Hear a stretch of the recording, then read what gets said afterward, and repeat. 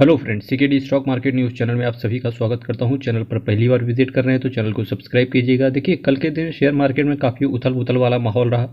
अभी आगे अगर आप पिछले 3-4 दिनों की बात करेंगे तो स्मॉल कैप और मिड कैप से ठीक ठाक रिटर्न जनरेट हो रहा है, पर वहीं लार्ज कैप के अंदर थोड़ी सी डिप देखने को, या आप बोल सकते हो कि प्रॉफिट बुकिंग देखने को मिल रही है। मेरे भाई, अगर आपका नज़रिया लॉन्ग टर्म का है तो इन सब चीज़ों को अवॉइड करो।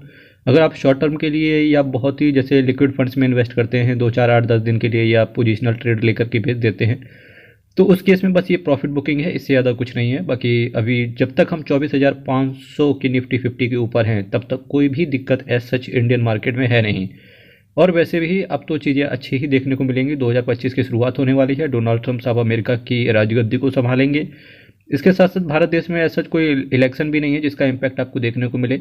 और 1 फरवरी को तो बजट आएगा ही आएगा। इस बार होप्स हो कि जिस तरीके से महाराष्ट्र का रिजल्ट भी सामने आया, हो सकता है कि बजट भी यूको फ्रेंडली बोल सकते हैं, यानी कि पब्लिक के वेलफेयर के लिए ये ज़्यादातर स्कीम्स जो पास्ट में बंद कर दी गई थी उनको वापस से ऑन होता हुआ देखने को मिले। तो बजट भी अच्छे रहने की उम्मीद है। वैसे भी 2025 लोगों की ये उम्मीद है कि आने वाले सालों से अच्छा रिटर्न 2025 में देखने को मिल सकता है। रिटर्न विद ड्यू रिस्पेक्ट बोल रहे हैं कि अगर इकोनॉमी का आदान प्रदान या इकोनॉमी आगे, या इंडिया का इंफ्रास्ट्रक्चर जिस तरीके से आगे बढ़ेगा, तो डेफिनेटली आने वाले समय में शेयर तो अच्छा काम करने ही वाले हैं। 30,000 करोड़ करीब करीब कल के दिन बढ़िया सी इनकम हुई लोगों की। और स्मॉल कैप शेयरों में 12 दिन से लगातार तेज़ी देखने को मिल रही है, जिसमें से कुछ शेयर जैसे भारतीय एयरटेल हों, इसके साथ साथ कुछ चुनिंदा जो शेयर हैं जैसे Bajaj Finserv, HCL Technology, SBI, Infosys, Bajaj Finance, ICICI Bank, MNM यानी कि Mahindra and Mahindra, Kotak Bank, Titan, Tata Steel, Asian Paint, IndusInd Bank, Tata Motors, Sun Pharma, ITC जैसे कुछ दिग्गज अगर लार्ज कैप में बात करें तो कल के दिन पॉजिटिव रहे थे। बाकी हिंदुस्तान यूनिलीवर तो भाई 4-5 साल से लगातार एक ही पायदान पे घूम रहा है, वही 2300। रिलायंस के भी सेम हाल है। एयरटेल ने खैर ठीक ठाक रिटर्न डिलीवर करके दे दिया है, एलएनटी ने भी ठीक ठाक रिटर्न डिलीवर करके दे दिया है। पर कुछ जो दिग्गज माने जाते हैं जैसे कि हिंदुस्तान यूनिलीवर के खस्ता हालात है, इससे अच्छा रिटर्न आईटीसी ने डिलीवर करके इन्वेस्टर्स को पॉकेट में डाल दिया है। वही एनटीपीसी की बात करें, एक्सिस बैंक, ये सब के सब, अडानी पोर्ट, भारतीय एयरटेल, ये सब के सब नेगेटिव होते हुए देखने को मिले। ये भी आपको बताना चाहूँगा कि नवंबर का जो महीना रहा इन्वेस्टर के लिए बहुत ही बुरा रहा। आपको पता होगा नवंबर में बहुत ज़्यादा प्रॉफिट बुकिंग देखने को मिली। हम करीब करीब टूटने ही वाले थे 22,600 तक, ठीक। और टूटने वाले थे क्या मेरे भाई, टूट ही गए थे। फिर वापस से हम लोगों ने रिवाइव किया और म्यूचुअल फंड का जो इन्फ्लोज रहा 60,300 करोड़ तक नीचे आ चुका था। और नवंबर के महीने में करीब करीब म्यूचुअल फंड के जो इन्फ्लोज थे, यानी कि लोगों ने एसआईपी भी अपनी रोक दी थी करीब करीब 75% तक। यही होता है, देखो भाई, यही होता है। हो सकता है कि कोई मेरा आज जानने वाला अगर सुन रहा हो जिसने नवंबर के महीने में एसआईपी अपना रोक रखा था, तो कमेंट बॉक्स में कीजिएगा। पर आपको करना नहीं है, एसआईपी को तो बिल्कुल नहीं रोकना है, डेफिनेटली, है ना। एसआईपी तो एक ऐसी चीज़ है जो करते रहना है। जितना आप नीचे से मार्केट को खरीदोगे उतना अच्छा है, जितना ऊपर से खरीदोगे उतना ही नुकसान है। शॉर्ट टर्म के लिए बात कर रहा हूँ, अदरवाइज लॉन्ग टर्म में तो चाहे आप नीचे से खरीदो चाहे आप ऊपर से खरीदो, कोई फ़र्क नहीं पड़ता। मार्केट को बुल रन में खरीदो, बियर मार्केट में खरीदो, कोई फ़र्क नहीं पड़ता, क्योंकि अल्टीमेटली आपके पास पैसा होना चाहिए और मार्केट में वो डिप्लॉय होना चाहिए।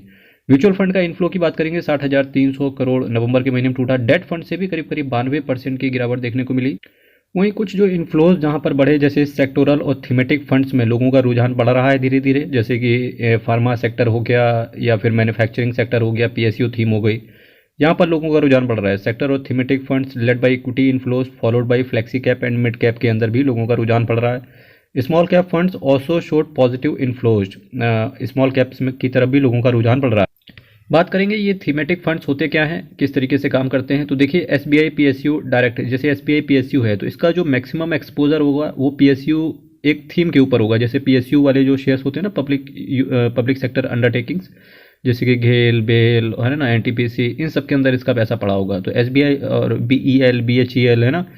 तो एसबीआई पीएसयू डायरेक्ट ग्रोथ की बात करेंगे तो 3 साल में 38% का रिटर्न है। मिनिमम इन्वेस्टमेंट 500 से जा सकता है यहाँ। इसी के साथ साथ आदित्य बिरला सन लाइफ पीएसयू के लिए भी ये भी जाना जाता है। Invesco India PSU direct growth, ICICI prudential Bharat 22 fund of fund ने भी तगड़ा रिटर्न इन्वेस्टर्स को पास्ट में बना के दिया है। 3 साल में करीब करीब 36% का, और 1 साल का 1,000 का मिनिमम इन्वेस्टमेंट यहाँ से स्टार्ट होता है।